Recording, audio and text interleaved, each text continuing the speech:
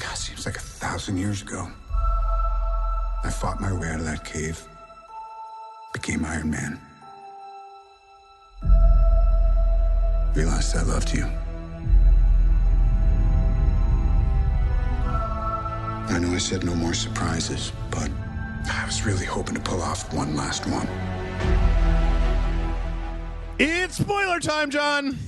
John, everywhere on the internet where you go, there are spoilers. You got to avoid the spoilers. The spoilers over here. The spoilers are over there. Your friends are in the comment section. They're making spoilers. You're on a Twitch stream. You're spoiling stuff. Everything is a spoiler. And so is this podcast. Yes. There are hundreds of millions of spoilers here because John and I are going to talk about the end of an era, the literal end of a literal era. We're talking about Avengers Endgame. Yes. Everything's on the table. Every single... It's a pretty big table, too. Yes. Like, I got stuff hanging off the side. I got a few things on a chair over there. Every single Marvel movie, every single Marvel TV show. I'm even putting the Netflix shit in there. It's not in this movie. Spoiler, the Netflix shows are not in this movie. I'm still putting spoilers for all of that on the table. I'm putting spoilers for all... Though there is some TV show stuff that is in this movie. You'll have to tell me. Oh, well, yeah, it's because it's the one I don't watch. I'm putting spoilers for all the DC movies on the table. No Game of Thrones spoilers, though. That's where I draw the line. I draw the line at Game of Thrones spoilers, and that's where I draw the line. So I was going to say, right before we started, I was like, John, I haven't made any notes or anything for this. Like, I haven't written an outline. But honestly, I'm going to tell you right now, if you, the listener, are looking for a hardcore examination of the faults in the movie structure, the fold-on deconstruction. Yes. How does a 3-hour movie try to pack a 3-hour? Guess what? None of that shit is here, or at least I can only speak for myself. And yeah. I think John and I are on the same page here. I think this is just going to be like, that movie was great, right? We're going to talk about this thing and what it was referencing. We're going to talk about that thing and how it was awesome. Yep. We're going to talk about that other thing that may not actually make as much sense when you stop and think about it. But you got to, you take the good, you take the bad, and there you have the facts of life. Yeah. But, Yeah. So welcome everybody. You know who I'm Jeff. I'm John. And prepare for the end game. Yes, the end game is upon us. Can I just say that, no matter what issues a person may have with this, at least this wasn't a fail. I don't think that anybody could say, you might be like, well, that wasn't my favorite movie of all time. But I think that it does manage to bring together 11 years and 21 movies worth of Marvel shit? 22, actually. 22? Is that including this one? Those 21? Not including. Maybe it's whatever. 10 plus years and 20 plus movies of Marvel has come to an end, and I think it is a satisfying motherfucking conclusion. It totally is. It hits again. This movie had.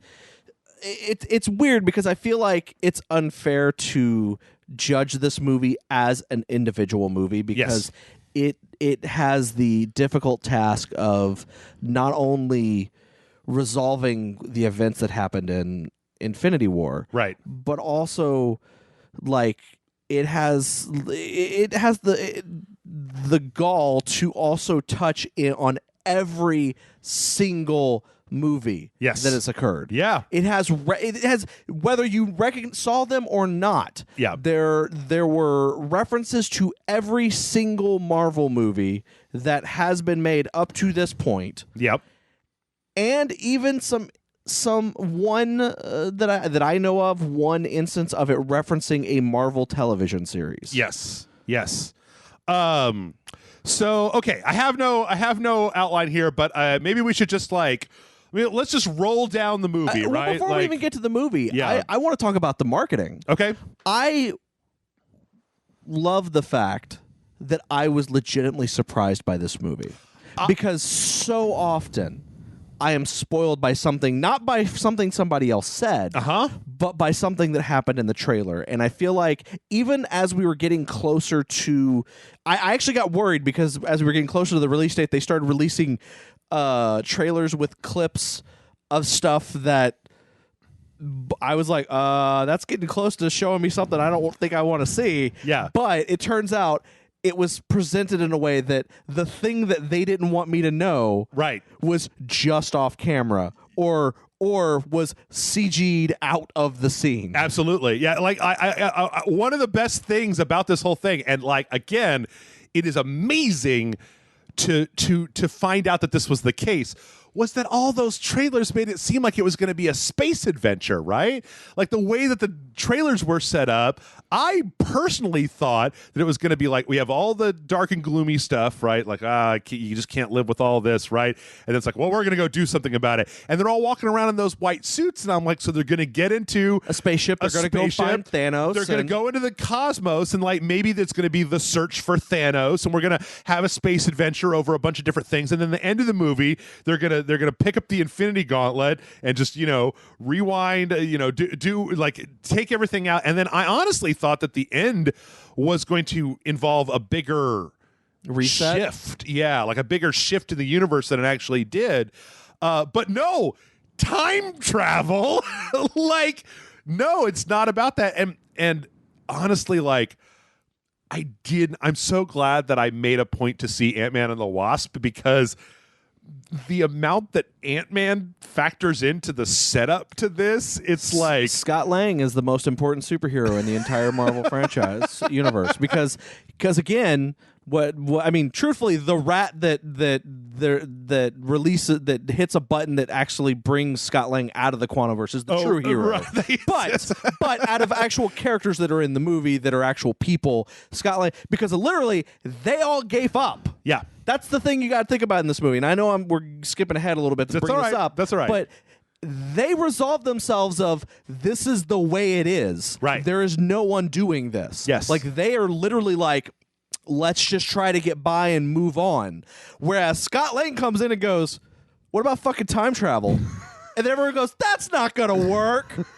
Wait, what if it would work? So let's go back to the beginning, because again, this is another one of those things that I feel like is such 10 minutes into the movie, Thanos is dead. Yeah. Like we start and Captain Marvel is there, and they're all just like, all right, this was shitty. Let's get in our spaceship.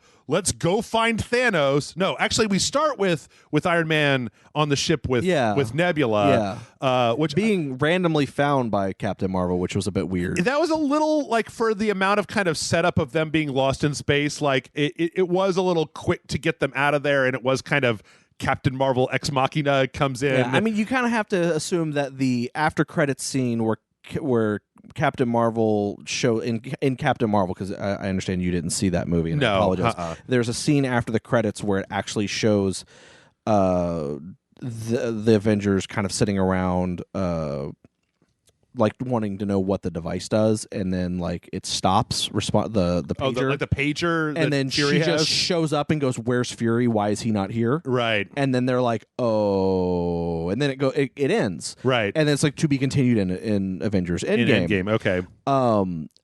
And so that scene you can assume happens before the events of this movie, right? And then you can assume that they probably went, "Hey, there's a possibility we may still have some friends out there that are in space. Right. While you're out there looking, can you find any of them that are still left?" Yeah. And so she went looking and happened to have found. Can I say that it was like a good 30 seconds of the movie, but I love the like Tony Stark and Nebula in a spaceship thing. Yeah. Like Nebula, like there's just more Nebula in this movie than I ever thought would be. Like she's such a critical, pivotal character in here. I mean, so Tony Stark and Nebula get brought back. Tony's still apparently he's real mad at Cap. And because they still have issues with each other. They still have issues. And he kind of passes out, and then it's like, well, let's go get Thanos. And Nebula knows where Thanos is, and so they go to Thanos' the place where he had the farm. Well, they figured it out because they did some type of scan, and they saw that the energy that the stones used was also used on this one planet. Yeah, and they go, and he's like, "I destroyed the Infinity Stones." That was what you saw when you saw that energy being used, right? Which it's weird because you would think that like the build up for the Infinity Stones. This is one of those things that it's like, maybe it would bother me if you think about it, but I don't tend to just think about stuff like this, is that the Infinity Stones are supposed to be like this really pivotal thing in the galaxy. Like everybody has been real hesitant to like destroy them or do anything like that over the time. But in any case, he doesn't have them. They've been destroyed. He used them to destroy them. Thor chops his head off, and now we're going back to Earth, and everybody's going to be sad. Yeah, and then they skip ahead Yeah. 5 years. Yes. And everybody's real sad. The Black Widow hasn't tinted her hair. It's all weirdly grown out. So it's the blonde is at the bottom and the red's on the top. I will there's a scene where Black Widow is getting like a situation report from all these holograms, and you have the lady from Wakanda. Yeah. And then you I have remember her name. I forget her name as well. And then you have Rocket, and then you have Rhodey and Captain Marvel, and they're all talking, giving their status report. There's a moment where the lady from Wakanda and Rocket close their connections. Yeah. And then Captain Marvel looks over at Rhodey and says, "Be safe out there." And he goes, "Yeah." And then she cuts, but specifically a moment where she looks at Rhodey and says it. Yeah. And to me, as a comic fan, they're together in the comics. Oh, are they together in the comics? Yeah, oh, like they're dating in the comics. Nice. That's a nice little nod that if you know, you know, but if you don't know, that's so cool. Like you could see like she might have some type of relation. Maybe she has feelings towards him, but they haven't really explored it yet. Right. Maybe if they do a Captain Marvel 2, they will explore it. Yeah. Who knows? Okay. But I didn't even know that was a thing. So yeah, so I kind of like the fact that there was that little nod where there was a little bit of a concern, like, "Hey, Rhodey, I'm interested in you. Right. I stay safe." Kind of like little, just so quick, so easy, so passes, but it's such a big thing for me as a comic book nerd, just going, I know what they're doing there. Yeah. And then, okay, so for anybody that hadn't seen Ant-Man and the Wasp, at the end of Ant-Man and the Wasp, Scott Lang goes into the quantum realm. And then the snap happens. Right. And Wasp and Pym. The entire Pym family gets snapped away. And so he's just stuck in the back of this van in the quantum verse. And then, as you said, he gets let out, and he's basically just like, well, what the fuck? He doesn't know anything about what's happening, and he kind of slowly figures it all out. He goes to this big memorial that they've got. He finally goes, he meets his daughter, who's 5 years older. Yeah. And for him, like, it's only been like minutes. Right, because time is different in the quantum realm. Is he basically went in and then just came right back out, and it's been 5 years, and everything is all fucked up. And so he goes basically to the Avengers and is like, hey, like, what happened? Like, why don't we use time travel? Time is weird, and I think you can actually use, through quantum physics, you can actually tunnel your way into a different time period through the quantum realm. Why don't we do that? And then they're like, well, do you know how to do that? And he goes, no, but we should totally get someone smarter that does, that can figure it out. When they go to see Iron Man. Tony Stark, who is basically just living in the woods with his daughter. Yeah, he has a daughter. He has Pepper. He still has some technology stuff. He still has a workshop where he does stuff. Yeah. But he's pretty much nature, like, retired almost. Yeah. He doesn't want any part of it. He's like, listen, I have a family, and like, I know things are shitty, but like, I'm finally at peace. I'm not knocking around. Like, I got my fucking daughter, I got my house, I got my wife. He's even very much like, Steve, I know we've had our problems, but you know what? I've forgiven it. Yeah, like, I'm not. That doesn't even matter anymore to me. Yep. So they decide to go find the second smartest guy they know. What the fuck? We just skipped over all this. Hulk is now like Banner Hulk. He's not like, they're not two separate. It's like, he's a big green Hulk wearing glasses, and he looks like Mark Ruffalo. Yeah. And he's just a smart guy. And it's kind of weird how that all got skipped over. Like, there was a guy, I don't necessarily agree with him, but Patrick Willems made this thing about like, why do the Marvel movies feel inconsequential? One of the things that he brings up is that, like, if this was a comic book, there would have been like 10 issues of the Hulk in between Infinity War and Endgame that explained Hulk's journey to being, this. Yeah. I also am a big fan of Patrick Willems. I actually like all of his videos. Yeah. But in any case, he shows up, he's like, I don't really know how to do this, but I could give it a shot, I guess. He's like, he goes, my area of expertise is more gamma, but I mean, I know some quantum stuff. I could try. Like I can learn. Yeah, you know. And that there's you know, I feel like there's remarkably less humor in this movie than there was in the previous one. There was actually a lot of humor, but it just came out in weird ways that I feel like was spurts, but then also like.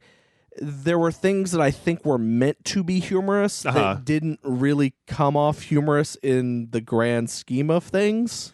It's a dumb joke, but I like it when they're trying to figure out time travel and they make Scott go old and then they turn him into a baby and I like that line at the end where he's like, I don't know who peed my pants. It might have been old me or young me.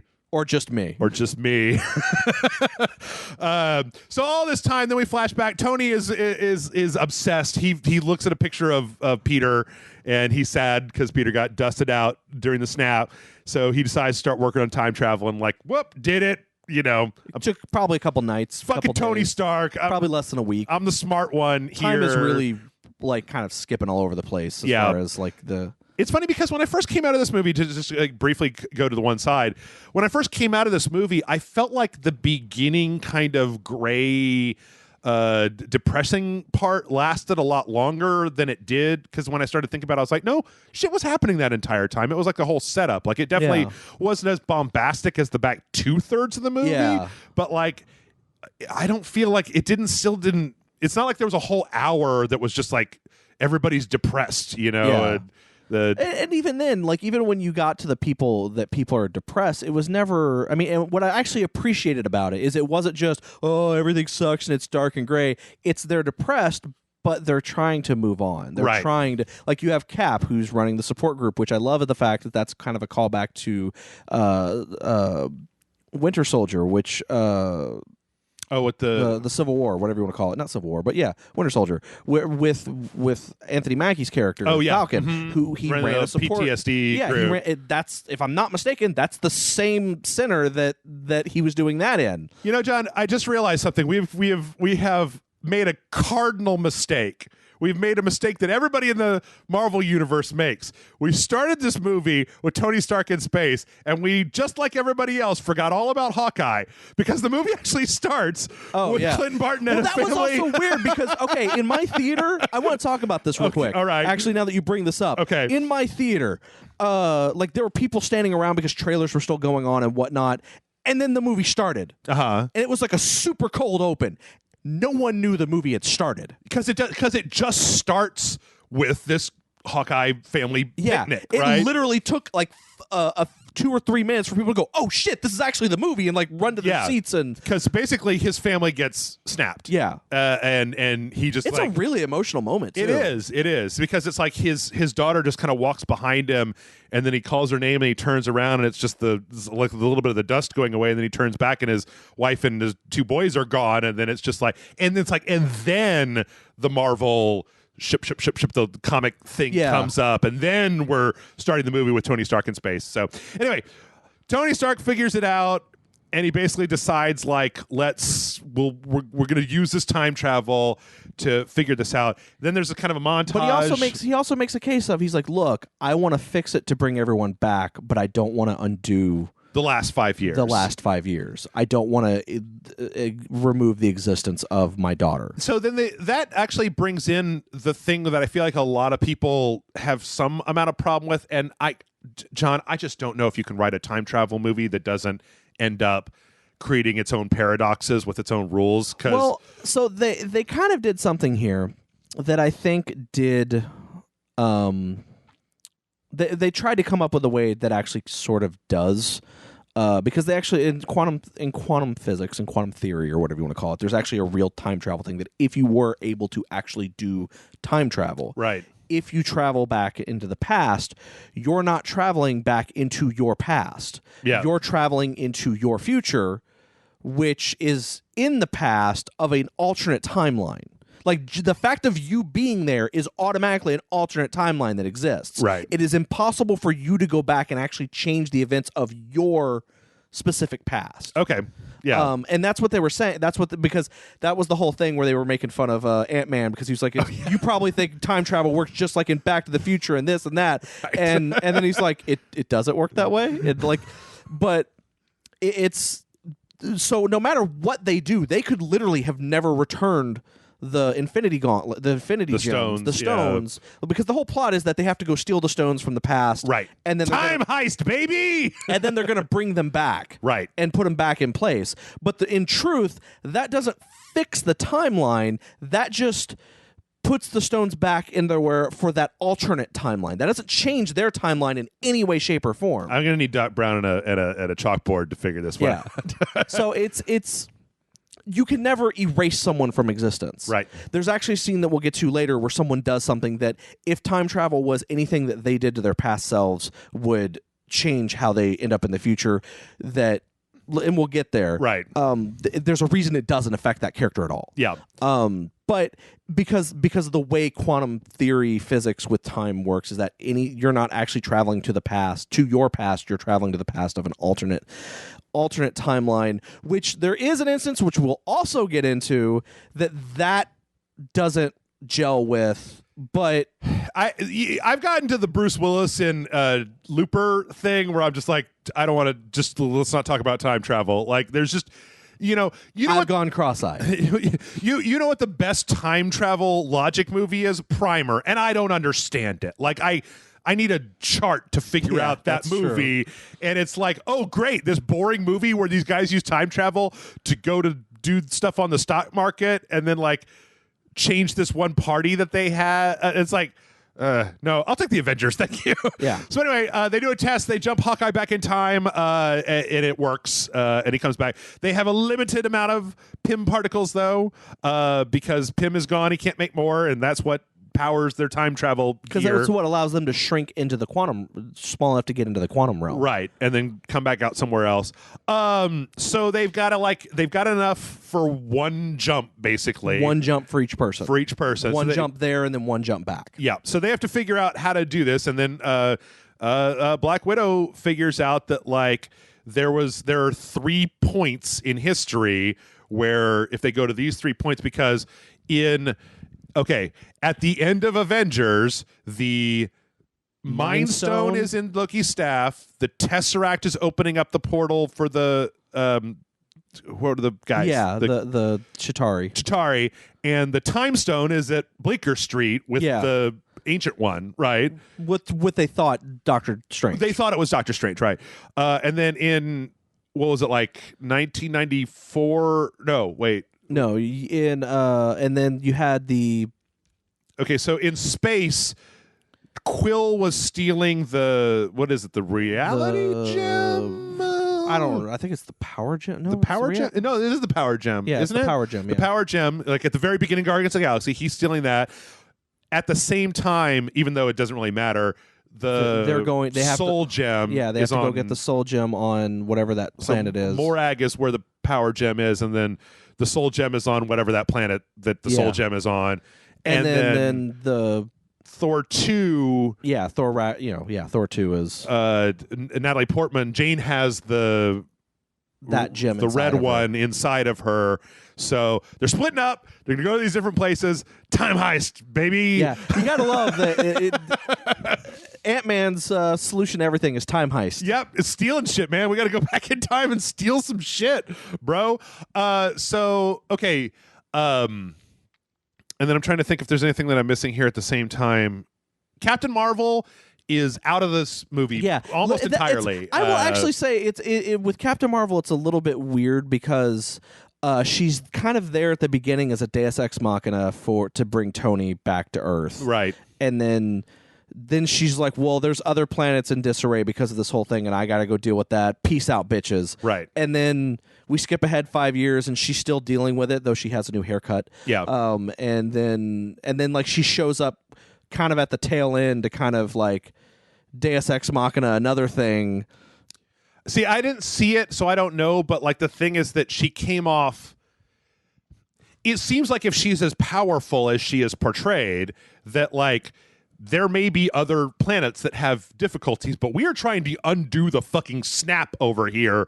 We could probably use your help. But then I guess the assumption is she's just like out. She's not in communication. She's out doing stuff in the universe.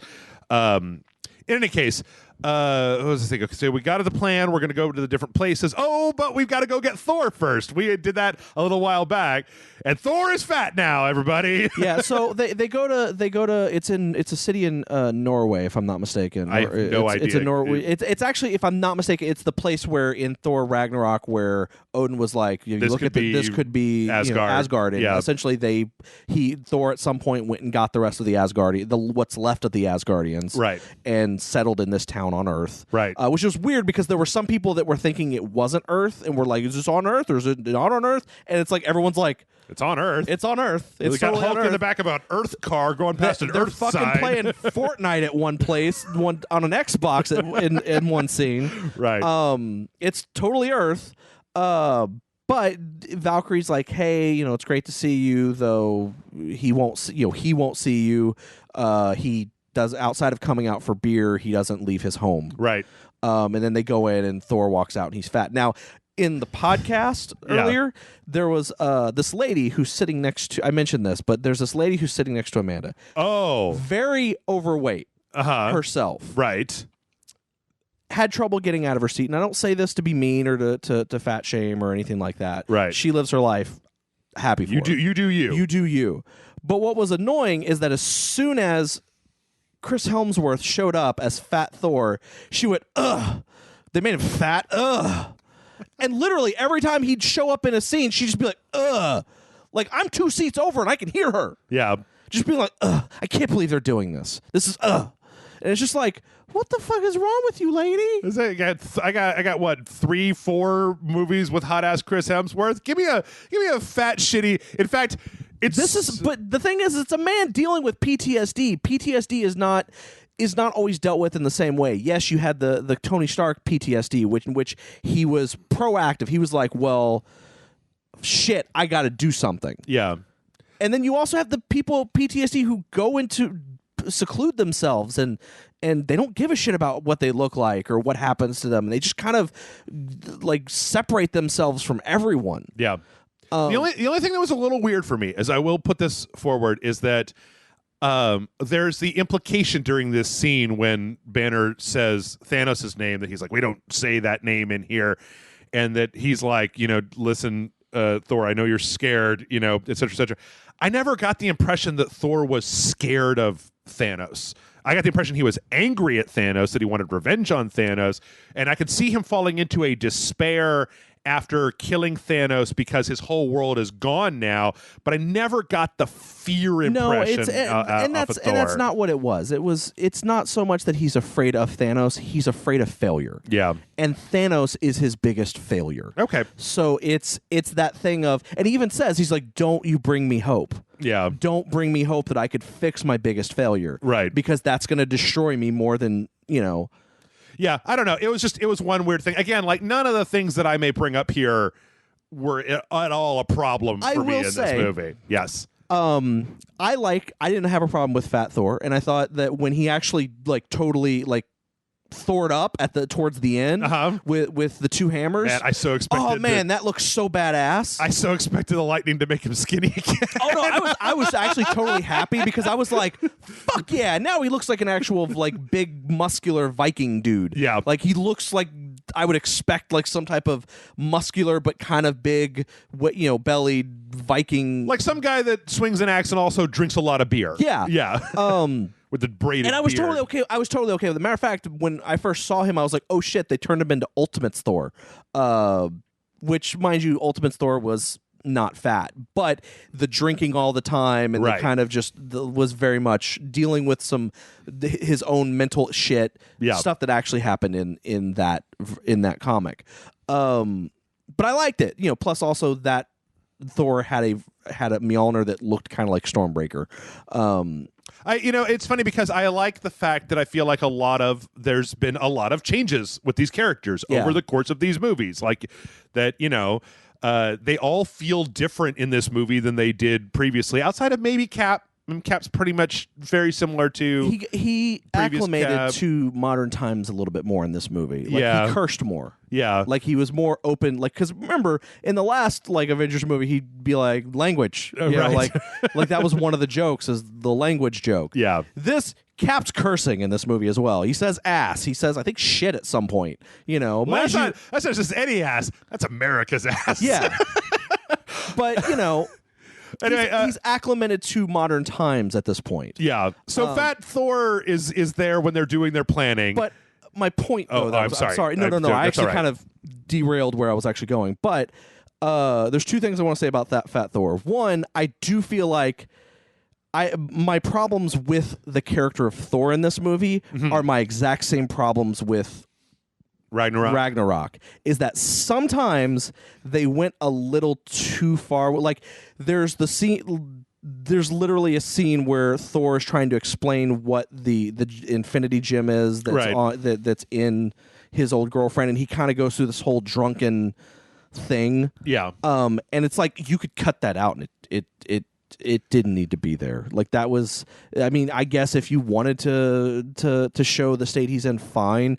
Also, when they go, I also feel like when they go into the past and his character's like, I'm gonna forget the mission and go find some wine. And now I get it. His whole thing is he's fearing failure again, and so he's trying to hide from it. Sure. So, but I feel like, again, I also feel like Thor's the kind of person where if he has hope, even if he's not 100% sure of himself, he's still going to try.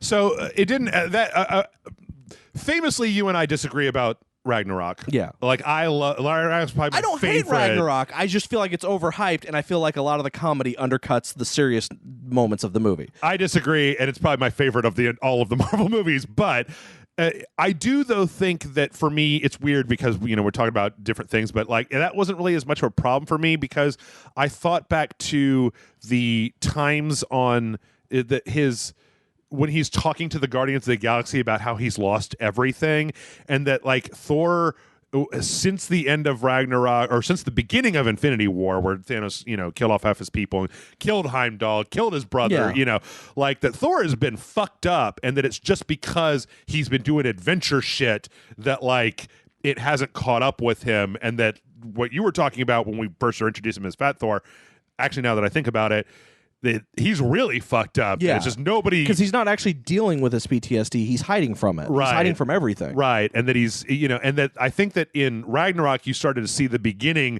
of Thor using humor to deflect from his feelings, and that in any case, it didn't bother me, but and I will say it didn't bother me as much as it did in Ragnarok. Right. But there were moments where I'm like, kind of wish they would get to the point. I kind of wish that they would have maybe trimmed the scene a little bit. I liked it. Maybe I also liked it. The second point that I wanted to go to. Oh, sorry. This year we're going to see a lot of Fat Thors. Yeah. Halloween, Comic-Cons, the Big Lebowski Thors, Fat Thors, overweight. We're going to see a lot of them. It's going to be the costume of the new year. I bet you anything. I'm still going to go as Peter S. Parker because he's a fat middle-aged white guy, and I'm a fat middle-aged white guy. So it'll be a competition between those two characters. Yeah. I do like it though because somebody does call him Lebowski, and obviously, Tony Stark does they have because made he's him literally dressed like the big Lebowski. He's got like the sweater on that has the shades, and he's got a big beard and the long scraggly hair and everything. Anyway, let's come all the way back. So basically, they've divided up to go into the 3 different time periods, and boom, let's go. So this was, before we jump into actually what happens here, this was to me like peak comic book. Yeah, like, I agree. This has happened in Avengers stories where the Avengers have to split up and go to different time, and it is all fan service, crossover, remember that one time, and you're like, I do remember that movie. And the fact that they're literally crossing themselves back into old Marvel movies. Yeah. Like you see Peter Quill singing the intro at the beginning of the first Guardians movie, but you're not getting the music. Yes. It's just him with the headphones on actually going, like, hey, yeah. Come and get you. Like, singing into the muskrat or whatever that weird rodent creature was. Like, and it's literally from the opposite point of view of going like, Yeah, that is kind of stupid now that I'm looking at it from this point of view. Yeah. It's funny, yeah, because without the title card and the soundtrack going, it's just, what is it? It's like Nebula and Rhodey, I think, or Yeah. just like watching him like dance around and sing and do it. But like, yeah, we don't have that background music, and so it's pretty amazing. And I love when we get to see Hulk see Hulk in Avengers, like smart Banner Hulk see just like he's just so embarrassed at like jumping around animalistic Hulk. He's like, oh, I'm so embarrassed. And he's like, well, you got to go out. And then I love the fact that Captain America's like, well, you gotta look like that Hulk so you can move around freely without anyone questioning it. But he rips his shirt off and it's like, all right. And he starts walking off. He's like, no, you got to smash things. You got to get angry. Oh, right. Lightly hits a car. Yeah. It's funny because I've actually seen a lot of things that were like, you could skip the whole middle of this movie. Like you could skip the whole second hour of this movie. I'm like, the fuck you can? I don't think there's any major things you can cut out of the movie, but I do think there's scenes that could be trimmed. Here and there. Maybe. I don't know. The thing is that it's the end, right? It's the end. Like, so, I'm like, I'm cool. Yeah. You want to make a 3-hour movie? Cool. It's like, when the argument that I bring up all the time, people are like, Metal Gear Solid 4 has like 3 hours of cutscenes. So I'm like, it's the end of a 10-year story. Like, have 3 hours of cutscenes. I don't care. Yeah. Like, you need to get to the point. I'm here to stand for Marvel. I'm not here as like, convince me, Marvel, that you're worth it. I'm just like, ooh, look, it's the first Avengers movie. Yeah. Ooh, look, it's the ancient one from Doctor Strange. Ooh, look, oh, look, there's that.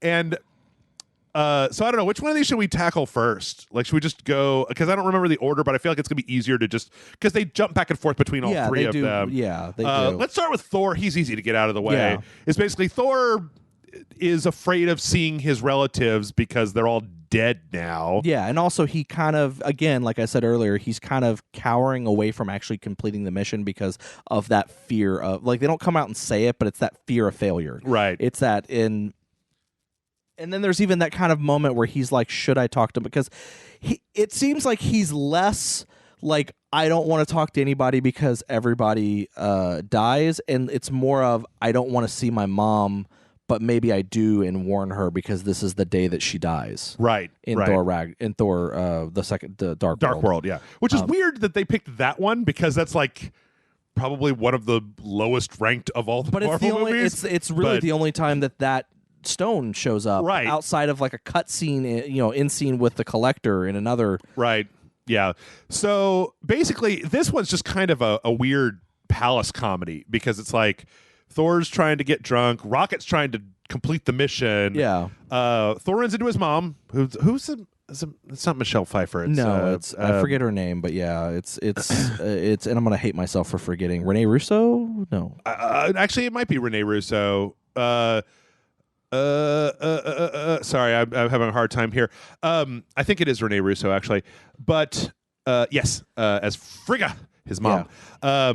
So she finds him, and he's all fat, and she's like, "You're clearly from the future, right? You've seen some shit." He's like, "Don't you?" He's like, "Are you probably judging me?" And she's like, "No, why would I judge you? You're my son. Clearly, you've been through some shit." Yeah. So they kind of chat. Rocket apparently jacks the stone out of. Well, what I love is that, okay, so the footage that was used of Natalie Portman, she did not actually act in the movie at all. That explains a lot. Because now she did do some voice lines, some new dialogue. Okay. She did record some new dialogue, but she's kind of done with the Marvel movies due to a couple of different things. Yeah. And they decided, and basically the way they could get her back was say, hey, all you have to do is record some lines of dialogue. They basically found some cut scenes from the Dark World that were not used in the movie that they could use for the purpose of this, which is why she kind of gets up and walks off camera, and then Rocket runs across the camera, and then it cuts back to Thor. And then it comes back to a bunch of people chasing Rocket down the hallway. It's why you see very little of Natalie Portman or anyone interacting with Natalie Portman. Yeah, and that's kind of it, right? Like his mom kind of says it's okay, and she's like, "Hey, you failed. That's part of life. Failure is the greatest teacher. You shouldn't be afraid of it. You shouldn't. Yeah, you failed, but you get up and you learn from it, and you." Also, did she tell him to eat a salad? Yeah, she To did. eat some salads. Yeah. And right before they transport back, she goes, also eat a salad. Right. And that's kind of the end of the Thor. It's kind of before they leave, he does like hold out his hand, and Rocket's like, "What are you doing?" And he's like, "Hold on. Sometimes it takes a minute." Oh, right. And then he calls Mjolnir, and he's like, "I'm still worthy." Yes. Yeah. And then he takes Mjolnir with him to the future, so they've got both the stone and Mjolnir back to their normal timeline. Yes. Yeah. All right. So let's go over to space, because I feel like the middle one is the big one, right? So, so the space team split off into two teams. Right. There's the team with Rhodey and Nebula. And hold on. We have forgotten Hawkeye yet again. That's I was saying. But back when we were gathering up the team, Hawkeye has gone crazy, and he's now killing people. He's turned into Ronin. He's got a sword. He's like in Tokyo, just fucking chopping up gangsters because he's just kind of turned into a crazy man. The character he has a sword fight with is actually a character from the comics. I just can't remember the name of that character. Oh, okay. But he is actually a character from the comics. I gotta stop forgetting Hawkeye. It's just so easy to forget Hawkeye. But before they leave, they get him. Black Widow goes and gets him and brings him back. So anyway, sorry. We have Rocket and War Machine are going after War Machine and Nebula. And then Hawkeye and Black Widow are going off to get the Soul Stone. I am a little. There have been a few complaints about like Nebula not telling people things in this movie that they maybe need to know. I don't think Nebula knows how the Soul Stone. She doesn't. All she knows is that in getting the Soul Stone, Thanos killed her sister. Right. She doesn't know why. Yeah. Or the reason that it was like the only way to get the Soul Stone. Right. All she knows is that she died there. Yeah. So that whole this is pretty straight. Well, it's okay. I have such mixed feelings about this one. Hawkeye and Black Widow go up the mountain. Red Skull is there. He basically lays out the thing. You gotta sacrifice something you love. Yeah. Both of them decide they're going to sacrifice themselves. Yeah. And then they have a fight. And this is another one where I feel like a lot of people misinterpret what actually happens. Yeah. Because in the course of events, Black Widow sacrifices herself.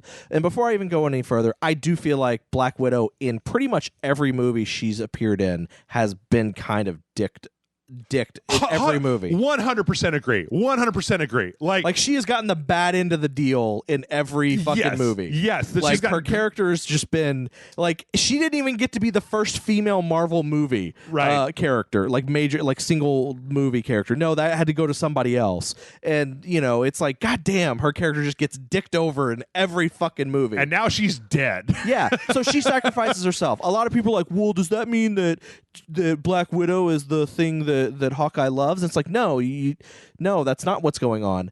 She's sacrificing. She says in the beginning of the movie that the Avengers and the team is the first time she's felt like she has a home, a family. Right. She's sacrificing her involvement in that to give so that they can have the stone. I never really thought about it that way. She's sacrificing the thing that she loves, the thing that she doesn't want to give up. Okay. Is her ability to have that life.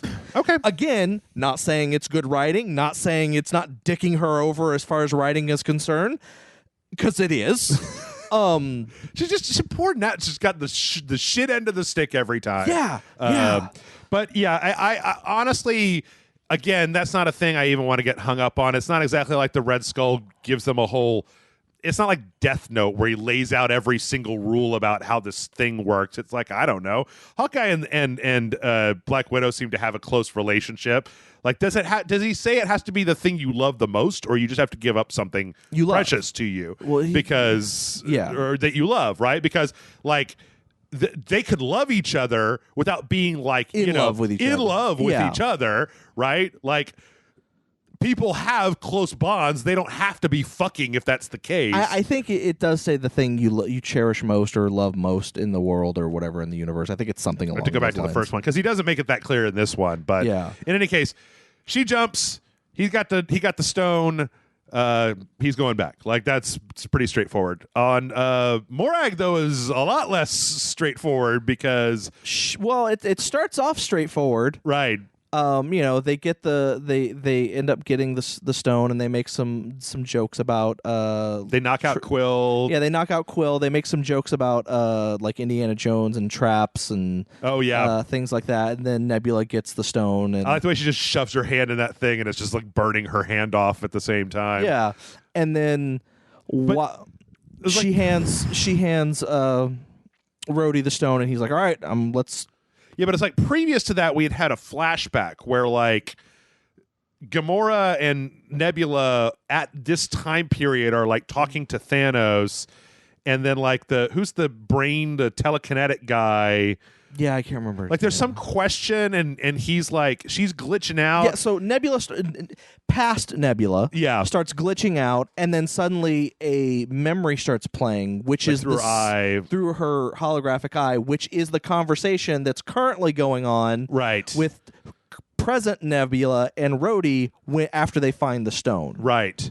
And this kind of begins a process, which, not to get too far into it, basically is that old Nebula is basically, or like, so Nebula, future Nebula has connected to past Nebula's Wi-Fi, and they're like sharing documents back and forth. So apparently, they kind of threw things that established that Nebula is connected to the computer system, like through a network. Yeah, it's why they can take her apart and put her back together, and still have all of her memories, and replace her organics with more mechanical things, and she still has a backup of memory and everything. Right.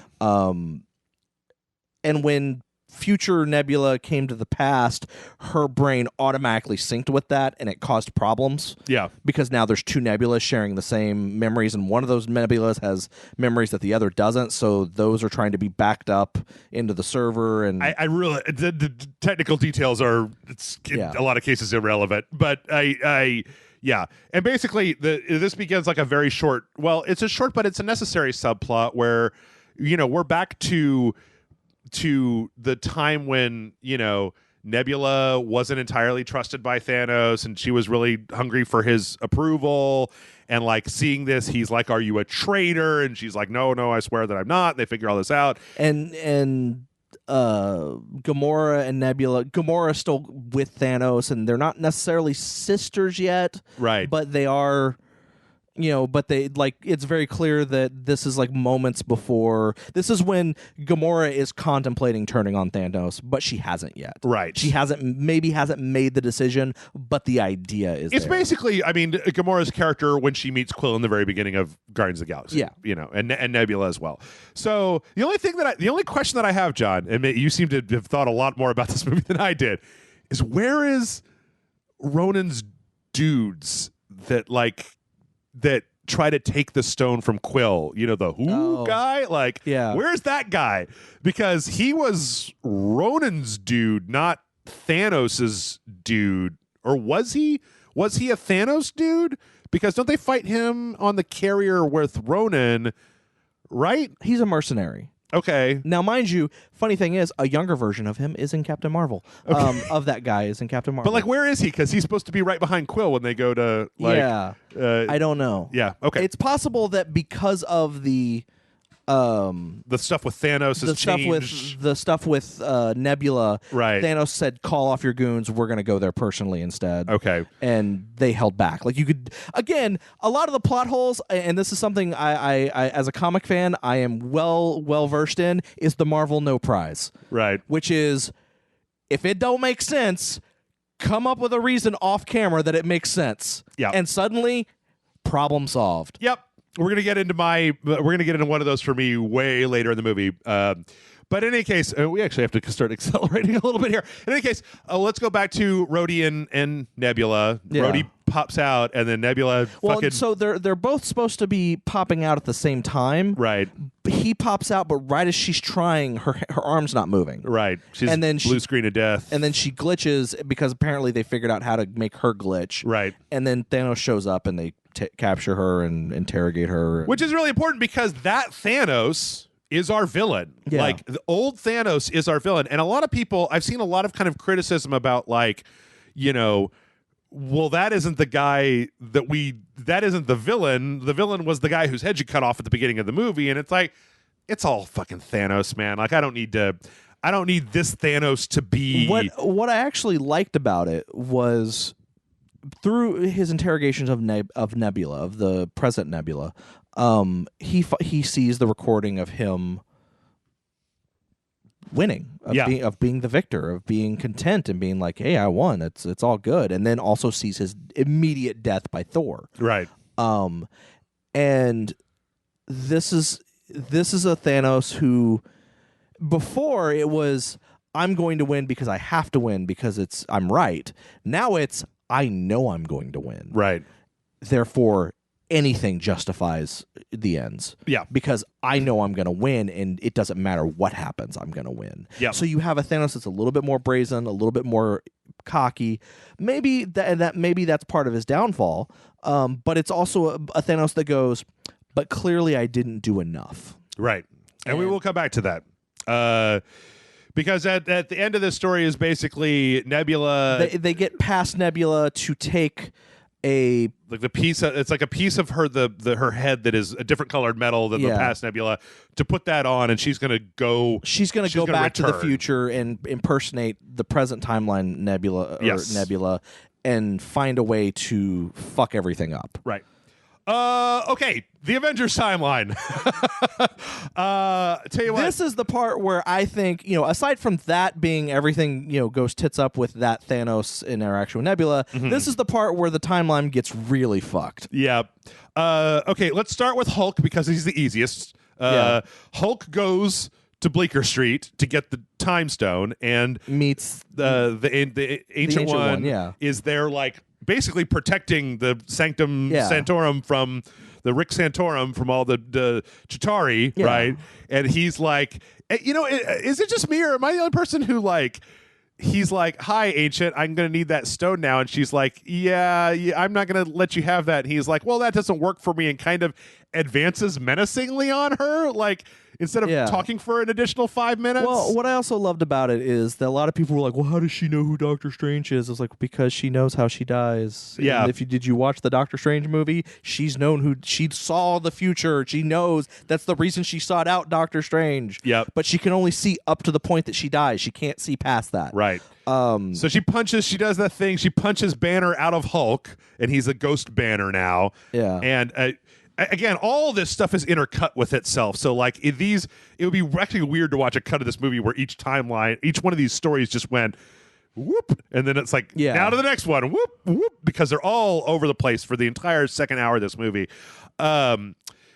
But we'll go through here is basically he's trying to convince her to give him the Time Stone. She says no. She says, if I take the Time Stone out of this time, then essentially there's going to be nobody here to fight Dormammu, basically. Yeah, there's no way that Strange can fight Dormammu because he uses the Time Stone to defeat Dormammu. Right. And Banner says, well, we'll bring it right back, right? We have time machine. What if we bring it back? Right. Kind of thing. We bring it back at the point that it was taken. Yeah, and she says, I can't trust you with that. And then that's when he brings up the fact that Doctor Strange gave Thanos the time gem in Infinity War, and she kind of does a wait, what? Yeah, kind of goes back on a what? Because if he did that, then he probably knows something that I didn't, and so she trusts him enough. She trusts Doctor Strange enough that she can trust Banner. Yeah, gives him the stone. Boom, that's good to go.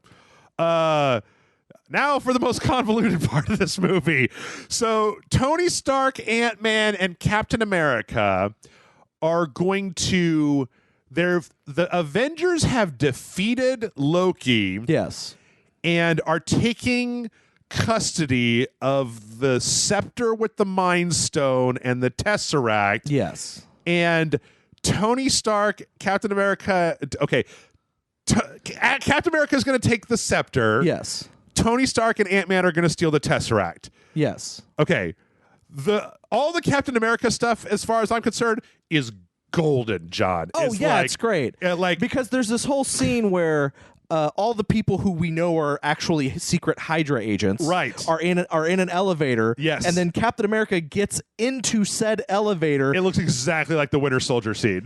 And you think that's where it's gonna go. Yep. Tombstone's getting ready to pull out his gun. But then they do a whole side thing where Cap leans over and goes, "Hail Hydra." Right. And they go, "Oh, he's in on it. Right. Okay, wow, we did not realize you were part of this. But yeah, no, if you need this, go ahead and take it." And he's like, "Yeah." And, just And then he kinda walks out with the smile on his face. I love the fact that they took the Cap saying Hail Hydra thing and made it into like the best thing that it could have been, which was, I mean, the whole elevator scene is just the same way. He's surrounded by all the guys. And he could have taken all of them. Right, we've seen him do it, right? It's Tombstone, or what was his name? Crossbones. Crossbones, not Tombstone, Crossbones. It's the guy that Gary Shandling is having lunch with, that Yeah. Falcon dangles over the edge, and and he's in there, and they're all really nervous, and then he's like, I'm going to need this. It's amazing. I think actually, is it before that when Tony Stark sees Cap's old outfit and he's like, yeah. "Oh man, that old outfit, Cap, that was no good." And then he's like, And then Ant-Man's like, "What are you talking about?" Or he goes, "You makes your butt look flat," I think he right. says. And then Ant-Man goes, "What are you talking about? That's a great butt. That's America's ass." That's right. Or that's America. I love how much they continue it over here because we only ever saw it in Civil War. Ant-Man is such a Captain America fanboy. Yeah. Like he's such a fan of Captain America. So anyway, let's just follow that particular track. So then Captain America is carrying the scepter and runs into Captain America, Yeah. who, for reasons we'll get to, thinks he's Loki, and they have a fight. And it's a pretty good fight. Yeah. And Captain America, the Avenger, the old Captain, Past Cap. past Captain America, thank you, kind of gets the drop on him, and he basically just says, "Bucky is alive," and then like. I do also like the line where Future Cap like beats down Past Cap, and Past Cap gets him. He's like, "I could do this all day." He's like, "Yes, we know. Yeah. We all know." See, and to me, that's like the America's ass thing, that I could do this all day thing. Like, that's the kind of Marvel humor that really is great, because it's like, it's funny because you're in on the joke with the character. Like, I've seen all these movies. I know what that means. Yay. In any case, he beats him up. He gets the better of him. He takes the scepter. He's getting ready to leave. Down in the lobby, this is kind of one of the most convoluted parts, is Tony Stark is dressed up as a SWAT agent. SWAT guard. He's trying to give his past self a heart attack, where Ant-Man is going to pull a thing in the chest piece. It's going to give him a heart attack so that he can get the Tesseract. Yeah, but which is in a briefcase that past Tony is carrying. Right. But it's like it all kind of goes sideways. Well, it all seems like it's going to work, and like Tony Stark, future Tony, gets the case and starts to walk out. Right. But then Hulk, who earlier when after they defeated Loki and everything, everyone's getting in the elevator, and Hulk starts walking towards the elevator. Right. And Tony goes, "What are you doing? There's no room on here for you. You got to take the stairs." And Hulk is like, "Hulk hates stairs." And like there's this whole sequence where Hulk is actually walking downstairs, like, "Oh, I hate stairs." Yeah. And then like he bursts out of the door at the first floor, screaming, "Hulk hates stairs!" And then knocks future Tony over, and the briefcase gets knocked over. And through all the commotion, Loki looks down, sees the Tesseract, grabs it, and bamps out. Yep. And this is like the one of the biggest dangling threads of this movie. All the other things that people don't want to know about or complain about or whatever, blah blah blah blah blah. But like there is an Avengers 1 Loki with a Tesseract out there somewhere in whatever this parallel timeline is. In any case, so they failed, right? Yeah. Tesseract is gone. They don't know where Loki possibly could have gone. But they do have enough Pym particles to go back to the future. But they don't have. They don't have the Tesseract. Yeah. But Tony and Cap come up with an idea. Yep. Instead, they're going to time jump further back in time. Yep. To a moment where the Tesseract and Hank Pym with Pym particles both exist at the same location. Mm-hmm. And it's the Hydra bunker, right? Yeah, from Winter Soldier. Yes. So they send Ant-Man back into the future. They go into the past. This part goes on a little long for me and gets a little schmaltzy because Tony gets the Tesseract and then runs into his father. And his father's talking about being a dad. And what it turns out it's also the day that Tony was born. Right. Cap, at this point, he sees Peggy. She's still young. She's back in the day. He gets the Pym particles. What is he? He calls Hank Pym. Yeah. And you've got a brief Michael Douglas cameo of, we opened a box. It's glowing. It's glowing. One of the guys is feeling sick. And he runs out to go get it, so he gets in there and he gets some more Pym particles. What I did like is there's a scene with Tony and his dad, and then Jarvis, the butler, walks up and says, "Sir, we need to go." The thing that's interesting is that Jarvis is the actor who played that same version of Jarvis in the Agent Carter TV series. Okay. So that is the one reference to one of the Marvel TV series that is in this movie. Right. The other thing I was curious about was, has that guy been Tony... the Elder Stark yes, before? He's been actually Elder Stark in all the Stark movies where it's been an older Stark. Really? I Yes. thought at least in the second one it was a different guy. No, if I'm not mistaken, it's him in the second one, and then he's also in Winter Soldier. Civil War, not Winter Soldier. Pencil mustache, and then Now it's a different guy in Captain America: The First Avenger. that might be what I'm thinking of. It's a younger actor in Captain America: The First Avenger, and also in Agent Carter, but the TV series. But that actor has been the older version of Howard Stark in all of the Avengers movies. Okay. Or all the movies that old Howard Stark has appeared in. Okay. Which I think is Iron Man 2. Winter Soldier? No, it's Civil War. Civil War? Iron Man 2, yeah, okay. Civil War, and Ant-Man. Okay.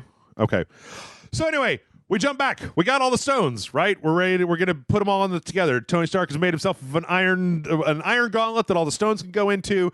The question, who's going to do it, comes up. And they distinguish that Hulk is the only one who can do it and survive. Yeah, because they saw that Thanos's arm was all fucked up and burned up when they went to go kill him because of the power of using it. I mean, we saw that in the movie, right? When he snaps his fingers, that it kind of torches him. So Hulk thinks he's the only one that can do it and survive. They get everybody together. They close the doors, and again they say, when you bring everyone, but just bring everyone back. Don't actually change. Right. Don't change anything. Don't rewind time. Yeah. So he does it. He snaps his fingers. It fucks up his whole arm. His arm is fucked up to the end of this movie. I don't know if his arm is ever going to be unfucked. Now, while this is all going on, we're right towards the end. Nebula has opened up the portal, and Thanos' mothership flies out of the. Now, some people have actually asked, how is this possible if it can only happen through Pym particles? Because that station is not a time travel station. It's just a waypoint, like a beacon to latch onto to make sure that you're going to that specific, like a recall button. Right. And what actually happens is earlier in the movie, when they hatch this plan of Nebula, before she goes back, she hands Thanos the Pym particles, and he looks at it. And then when you notice, if you look at the ship as it's flying in, it's got these two gigantic tanks on the back of the ship that are Pym particles. Really? I didn't notice. I really did not notice that. Yes. Wow. Okay. So they are they've got giant Pym particles on the back of the ship to allow it to travel through the quantum realm. Okay. So we are now into Act 3 of this movie. I don't know how in the hell you could tell somebody they can skip the second act of this movie. It's just, there's so much fan service, so much thank you the fans, and they're literally emotional wrap ups for characters. Yeah. Looking at Captain America's ass, just what? So we're now into the third act of the movie because the snap has happened. Ant-Man goes out. Hawkeye's phone starts ringing, and it's his wife. She's back. The snap has undone it. And then missiles destroy the entire Avengers complex. Thanos is blasting on everything. Everything crumbles. Some people kind of get out here. Some people get out there. There's kind of a whole thing with Hawkeye trying to protect the gauntlet. Yeah, which is fine. Hulk's holding up the ceiling. Rhodey and Rocket are kind of trapped under some rubble. The room is filling up with water. Yeah. I guess the only thing that really matters here. Oh, is this where Gamora finally turns, or she's watched all this happen? She's watching all this happen, and Nebula, future Nebula, basically says, "Hey, we're sisters. We." Well, she asks her how did we, what happens to us in the future? And I think Nebula says, I try to kill you a whole bunch of times and then we become sisters or something like that. So, Thanos comes down.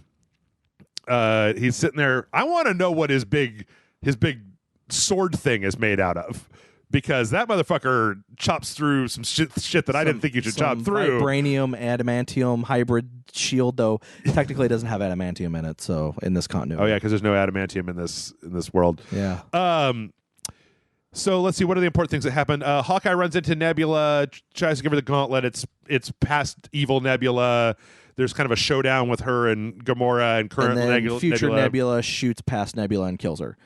Yeah. Which, again, this goes back to that whole thing of the second they interacted with that Nebula, it's not that version. It's not future Nebula's past self. It is a different timeline Nebula Yep. that they're interacting with. That's why she can shoot herself, and it has no effect on her. Yep. Okay. On to the main event.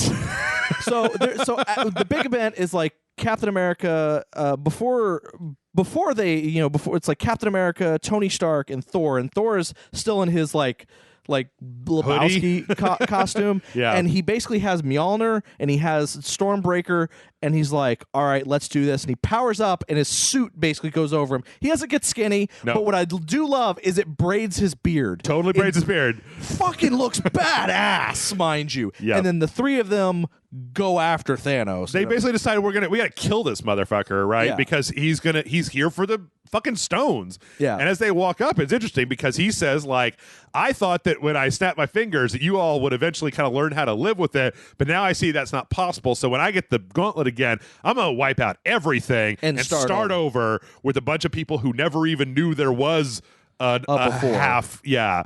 And it's like, all right, well, we got to kill this motherfucker. And so we begin about an hour-long fight scene. Yeah. And what's great about this, there's so many great moments before even the big stuff, like with just Tony, Thor, and Captain America fighting. Tony Yep. gets kind of taken out of the fight rather quickly. Yeah.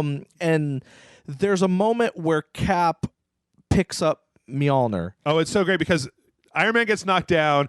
Thor drops the hammer. It's like Thanos is wailing on Thor. Well, he grabs Stormbreaker and is putting the blade towards his thing. Thor's chest, just like Thor did to him in Infinity War. And then it's like you see Mjolnir on the ground and you see it like lift up, and you don't see what's going on. And then you see Mjolnir fly and hit Thanos, and then it goes back to Cap, and you just see Thor goes, I knew it! Yeah. Like, he's like, I knew he was worthy. Yeah, and that's such a great thing because And it's such a great scene because it's so like, yes, Captain America wielding Mjolnir and the shield, so badass. plus, like, it's weird.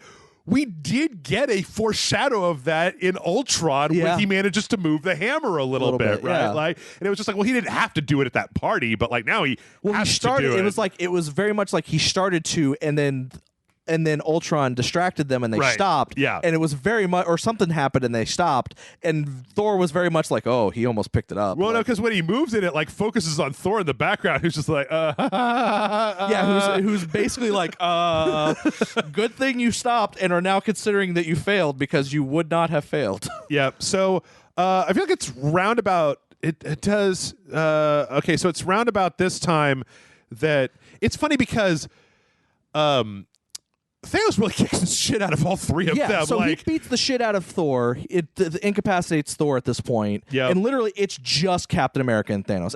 And true Captain America fashion, he keeps getting back up. Right. Even every time he gets beat down, he keeps getting back up. Thanos hacks his shield in half with that big blade. And then Thanos looks at him and goes, by the way, you thought it would be me by myself. And literally pulls out his entire fucking army, his giant battleship. Yep. And he's like, you're one man against all of this. What are you going to do? And it's just so great. It's so great because just Captain America's radio goes off and it's Falcon, and he just goes, says, "On your left." On your left. Yeah. To call back to Winter Soldier. And then like fucking Doctor Strange portals start opening. Yeah, the sling ring portals start happening, and every character who's ever appeared in a Marvel movie that is a superhero starts coming out of these portals. Yep. All the snapped characters are back. I think it starts with Black Panther, eventually we open up the one where the remaining Guardians and Quill, and there's Spider-Man.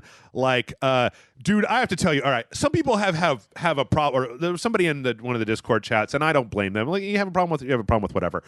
But like, I lost my shit when Pepper landed in that fucking Iron Man suit. Well, like my problem with my thing with that is like they totally foreshadowed that was going to happen. Yep. At the beginning of the movie, Tony's daughter walks out wearing an Iron Man helmet or Iron Man-esque helmet, and he's like, "Hey, that's your mom's birthday gift. That's not for you." Right. Kind of thing. And I mean, like, yes, they did never go into it in the movie, right? But here are some facts that I have. One, it seems like the Iron Man suits have been getting easier and easier to pilot throughout all the entire series, right? Two, the end of Iron Man 3 pretty much established that she's kind of a badass, and she has worn the suits before. Also, I went back and watched Iron Man 1. She's like in Iron Man 1, she's basically the Lois Lane to his Superman. Like, she's the one that blows up the arc reactor and kills Killmonger at the end of that movie. Yeah. And then 3, if they had foreshadowed it more heavily, it wouldn't have been as much of a surprise when it happened. And you can also, Marvel No Prize, assume that Tony taught her how to use a suit. They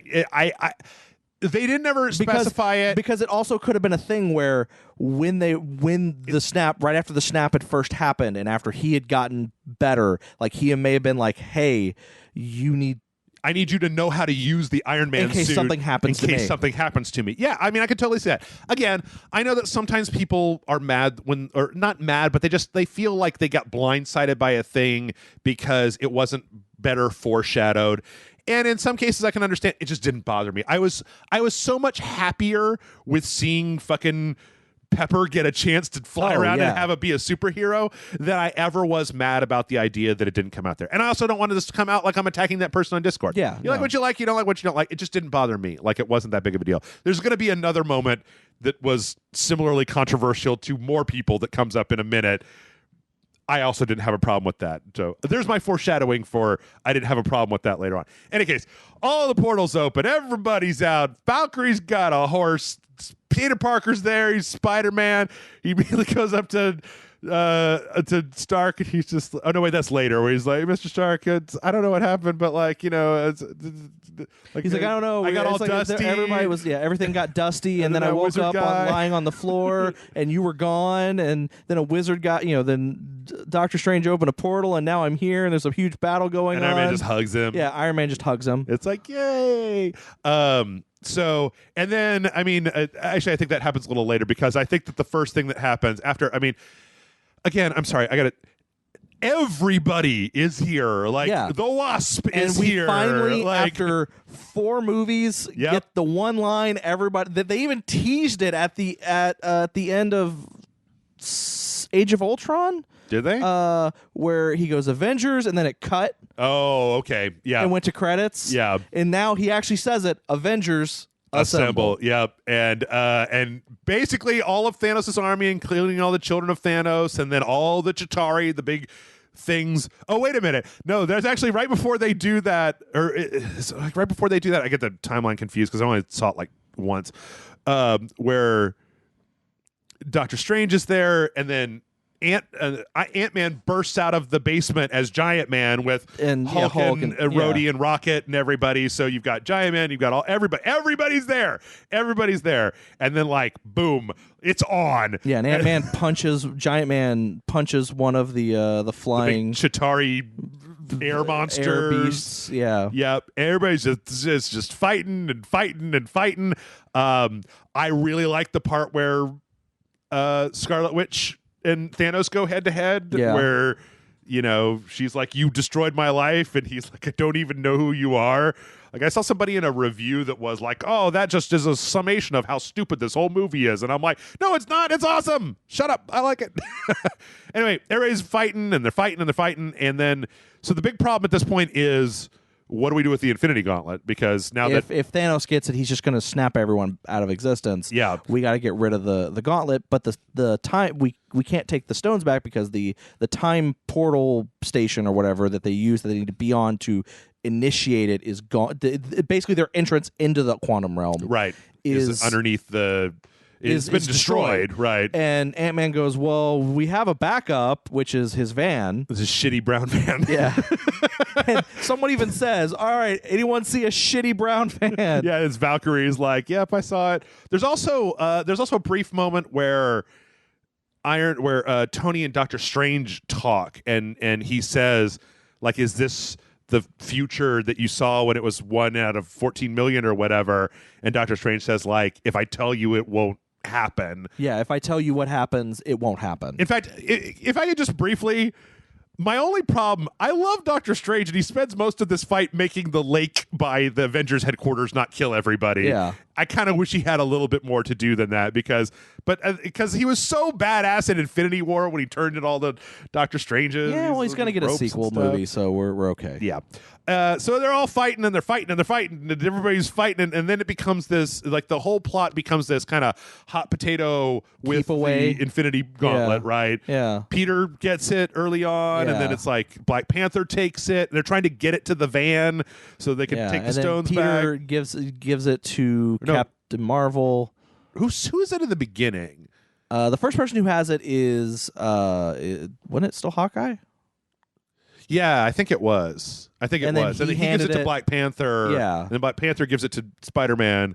Oh, by the way, another quick notch in the column of Iron Man suits are easy to use is when Spider-Man turns his suit to like full kill mode or whatever. Which is a reference to a previous movie where he actually, like, I think it's actually a reference to Homecoming. Oh, really? Where they're like lethal combat mode. Oh. And he's like, no, turn it off. And then, like, for the first time, he's like, go ahead and turn it on. And he just kind of like bows his head down and like, and just lets the arms are just killing Chitauri left and right.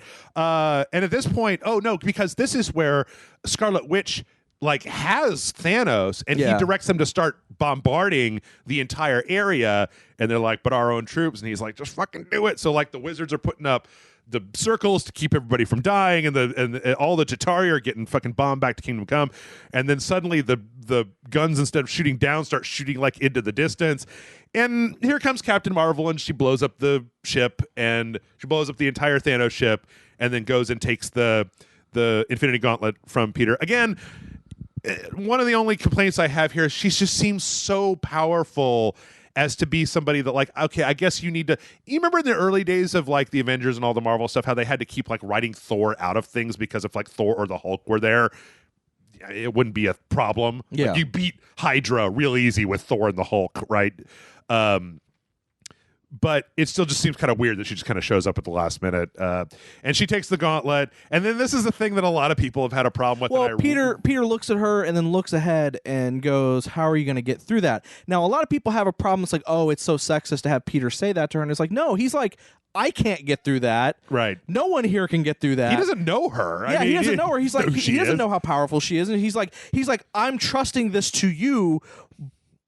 But are you sure you can get through? Like, it's not right. He trusts her completely. He's just like, I don't know how anyone's going to get through that. And then all the women who somehow end up in the same spot in the battlefield. Like, that's the one that I've seen a lot of people who I feel like have a problem with that. I don't even have a problem with that at all. Like, to me, because I thought it was the equivalent of a Marvel Cinematic splash page for a battle where all the female characters get together and are badass looking. Absolutely. I was totally, okay with it. It's a splash page. I could totally see that happening where, it's Jan, Carol, like, one of those. I mean, that shit happens in those big. See, that's the reason that I feel like it's so connected to me as one of those big Marvel event books, because that shit happens in those Marvel event books all the time. Is, they'll have little fan service moments, like here are a bunch of the women beating up on some Skrulls, and they're just like, I haven't seen you since the last one of these. I just don't care. Like, it's like, how do they all find each other? I don't care. This fucking, we're in full on.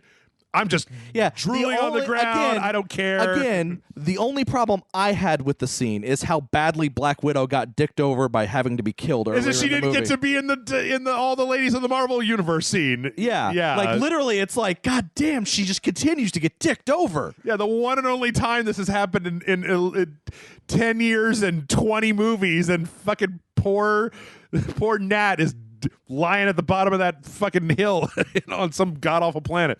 Anyway, they all fight. She takes the thing over, but then Thanos stops her, right? Yeah, he stopped right as she's about to jump in. She's about to fly into the quantum realm. Yeah. There is. I mean, like, see, the thing is, I don't really know that much about her character. So. I think Ant-Man is standing in front of the thing, like, so that she's going to shove the gauntlet into him, and he's going to go into the quantum realm in reverse. Okay. I think is the plan. Sure. Use the time stone. And then he's gonna. Well, it would kill him. Oh, right. Yeah, that's true. That's true. The only reason Doctor Strange could use it is because of magic. But then he was going to go return all the stones to where they were supposed to go back to. Right. But Thanos throws his sword thingy into the quantum device and it destroys it. Blows it up. Yeah. And so then it's like Thanos and Captain Marvel are fighting. I do kind of like the part where he headbutts her and it just doesn't do anything. Yeah. And then I also like the part where he basically yanks the Power Stone off of the gauntlet and then uses it to kind of punch her into the stratosphere.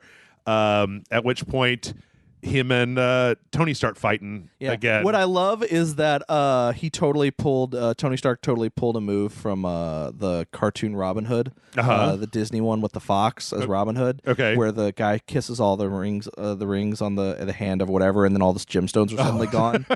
It's like, because if you look at it, he grabs it and he kind of just like hovers around the gauntlet, and then when Thanos is like, haha, I've got the gauntlet and I'm going to snap my finger, and he snaps his finger and nothing happens, and he looks at the back of his hand and all the gems are gone. I thought that they flew out. I mean, it was just so like overwhelmed. It wasn't really clear, and I think it was purposely not clear. Yeah. But what I assumed what happened is because that glove is Stark tech. Right. And his armor is also Stark tech. Right. That when he grabbed it, he basically had the tech on his grab the stones. Oh, okay. I assumed that it was like that they flew off, but in any case, what I liked most about that scene was when it was happening that Stark looks over at Strange and Strange just holds up the one finger. Yeah. The one person I looked back and because I stayed away from all social media. Yeah. One friend of mine, the day the movie came out, and I saw this retroactively because I ignored it until then, actually posted a picture of him doing the one. He goes, "This is all I'm going to say about the movie." And I was like, "Oh, go fuck yourself." Right. Yeah. Again, I mean, I even thought about I'd like to have like a high res version of that as my background, but again, I think it would be a spoiler, right? Yeah. I mean, so. Yeah, needless to say, Thanos snaps his fingers. Nothing happens. He turns around. Stark's got the gems, and he snaps his fingers. And Thanos and all of his guys, they dust out. Yes. There is actually, we did gloss over. God, there's just so many things.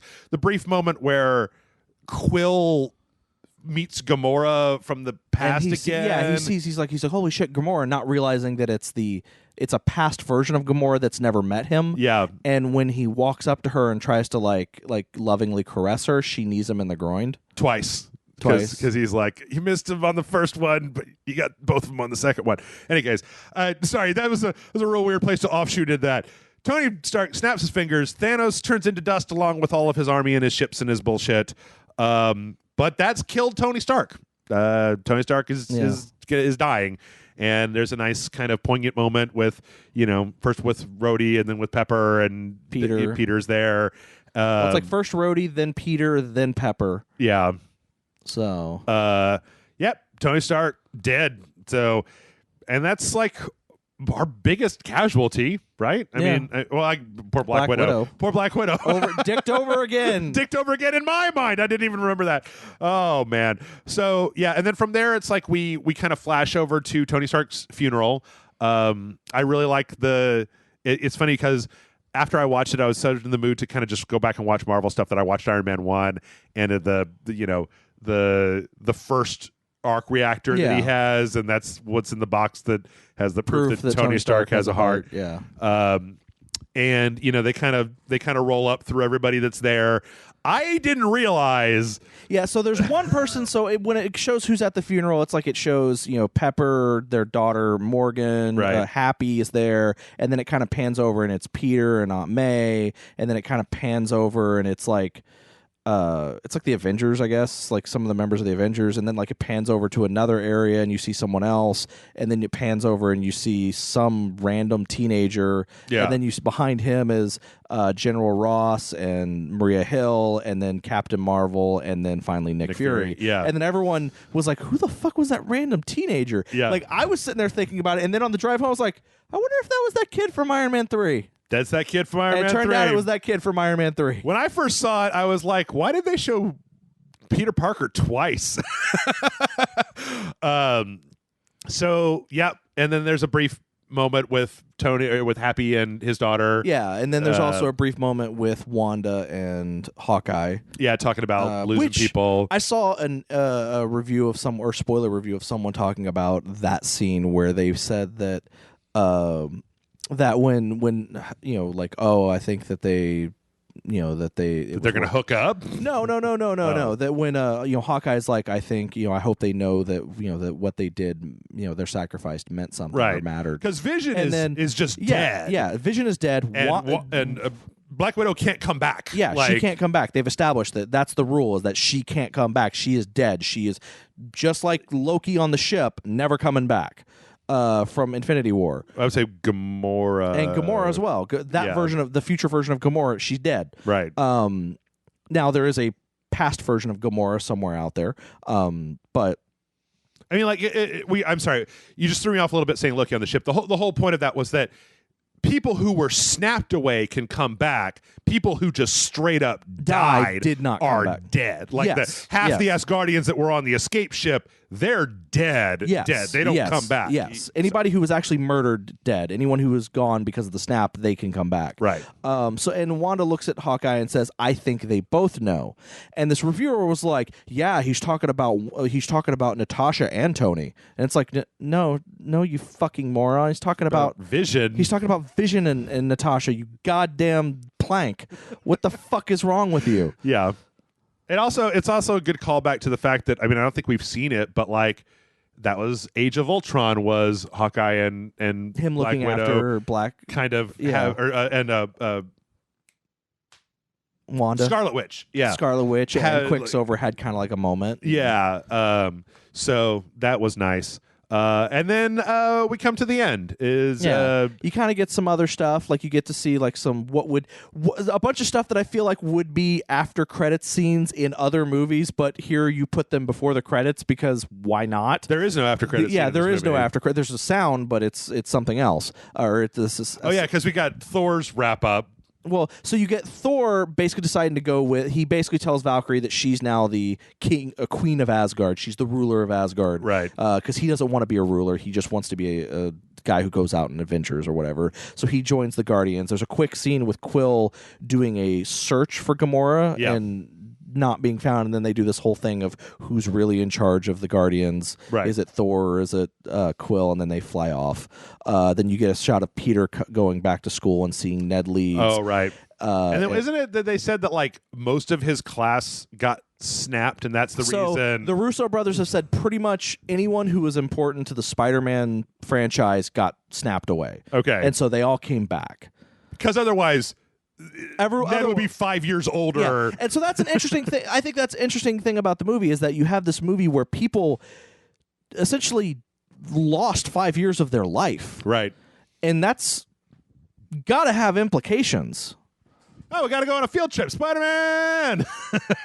So, I mean, it's interesting because, I mean, those people should now be out of high school and be in their 20s or whatever, and they have to have some friends that didn't get snapped away, statistically speaking, who are now 23 instead of 18. The Russo brothers came out and said that for purposes of the story, just think of all of Peter's friends. This is comic book logic. I'm not.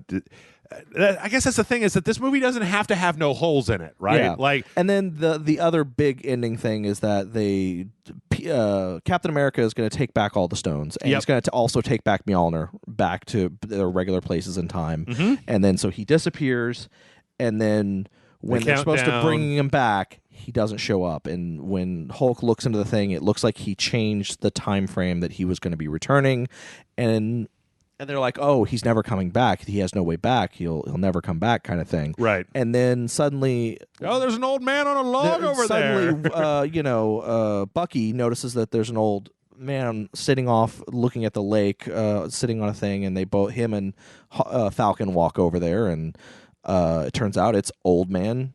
Yep. Cap. It's old, and he's like, "Hey," I decided that I was gonna go have myself a goddamn life after all this bullshit. Yeah. So the implication is that he went. So, and this is where kind of the logic breaks down, because if you think about it in the terms of the logic of time travel in this world, if he went back in time and lived a life, that's an alternate timeline. Right. The Russo brothers have also said that that's exactly what happened. It's an alternate timeline, but then you have to ask, how did he get back? Nah, I don't care. I mean, that's like that. I'm just saying, like, if you want to actually, now the Russo brothers also said, well, that would be an interesting movie, wouldn't it? And then left it at that. Right. An interesting Captain America movie about what happened to Cap after he went back in time and then lived life in this alternate timeline. Yep. You know, because of the way that the time travel works in the way that they've stated. It's the one thing where people are actually having issues understanding the quantum theory of time travel as of the Marvel Cinematic Universe. Sure. Because they're like, well, if the other stuff is alternate timelines, then how is Cap there on their timeline but old? He would have to have traveled from that alternate timeline back to this timeline. No, I get it. There's Marvel no prize ways to think about it. Yeah, you know, and you also got to think about the Thanos and his army from that alternate timeline also doesn't exist anymore, right? Because they got snapped away. Yep. And that also changes things in that alternate timeline that they came from. Sure. It's messy no matter how you think about it. But then again, I guess it's listen. But I don't care. The issue that I come down to is one of these. Star Wars can be picked to pieces. Yeah. Like any of the movies that you really liked, you can probably go back and find some stuff that didn't make any fucking sense and pick it to pieces. I'm just like, hey, I'm happy. Captain America got to live a life with Peggy Carter. He comes back, he gives Falcon the shield, passes it along. So now Falcon is going to be the new Captain America. So a lot of people are theorizing that the Disney Plus Falcon and Winter Soldier TV series is going to be Captain America and the Winter Soldier. Well, no, it's still going to be Falcon and Winter Soldier, but it's going to be Falcon or Bucky helping Falcon train or make him feel worthy of being Captain America, and at the end of it is him going to be finally donning the Captain America costume. Okay. And then that'll lead into hopefully a Captain America movie featuring that version of Captain America. So I mean, the other question here, right, if you really want to come down to it, is after that scene is over, where does old man Captain America go? Does he just go back to the past? Maybe Does he he sticks just around. stick around? Does he die?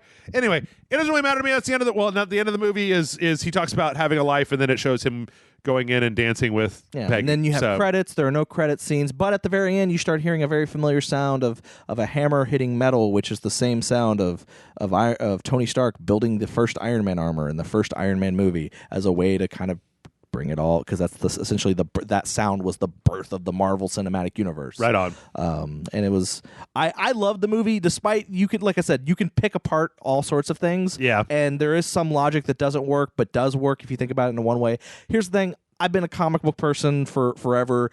This shit ain't new. No. We constantly pick that shit apart, and you know what? That's why Marvel has the no prize, like I said, where it's you come up with a reason off camera why it makes sense and then move the fuck on. Yeah, I mean, the thing is that to me, the question has always been, does it break its own continuity so bad that while I'm watching it, I get pulled out of the story? And the answer for me for this movie is no. No. Because when and you know what? That bar is real, real high for Jeff, because it takes a lot to knock me out of a movie, at least while I'm watching it. While I'm watching it, I'm just like, yay. Sometimes afterwards, I'll go back to a movie and I'll think about it too much, and then I'm just like, boo, I've spoiled that for myself, whatever. Not this one, I don't think. I mean, I've only seen it once, so I can't really, I can't say how it'll hold up under future viewings. I do have to say, though, I feel that this is 100% a fitting ending to the Marvel Cinematic Universe. I mean, it's not the ending to the Marvel Cinematic Universe, right, but it's the ending of this 10-year chapter. I have a feeling that the next couple of Marvel movies that come out, not counting Spider-Man Homecoming, because I think he doesn't start to phase Kevin 4 until Feige after says that is officially the last movie of this phase, is the Spider-Man Far From Home. Right. But I feel like any movie after that, they're going to be maybe not smaller, but they're not going to be as grandiose. You got to start building again. Yeah. Like it took at least we only saw Thanos at the end of Avengers. That was like one Infinity Gem was all we really knew about. I mean, technically the scepter was one as well, but I think we really only knew about the the Tesseract throughout Yeah. the whole beginning of it. So I mean, there was like 2 or 3 years worth of movies just to get to like, here is the guy. We'll see him again in like 4 years, and he really won't become a thing until like another 2 years after that or 3 years after that. Like, So here's a question. yes, Before we end things, because I have a feeling you're trying to wrap things up here. we're moving in that direction. Yeah. We don't want to make this podcast 3 hours, John. Who do you think would be the next big bad to in Marvel Comics? Who do you think should be the next guy that has to be built up to be the big baddie? I have my opinion. It's so. I mean, the thing is that there are definitely Marvel characters who are just as fucking strong as Thanos is that you can build up to. I mean, Galactus is the one that comes immediately to mind, but I don't know. Galactus is like he's a villain that you fight cleverly, not like have a big fight scene. Also, with. I feel like it's a little bit more Fantastic Four-y. Like, that's not Avengery, that's more Fantastic Four. Yeah, I mean, Kang or Immortus, maybe. Kang was my idea. I was thinking maybe do Kang because, especially now that they've brought in time travel. Right. Well, because Kang is young Immortus, right? Yeah. So you'd also have that. You can bring in both of them. Like, that's what Avengers Forever is like. Immortus is trying to wipe out the Avengers, and Kang teams up with the Avengers to fight them.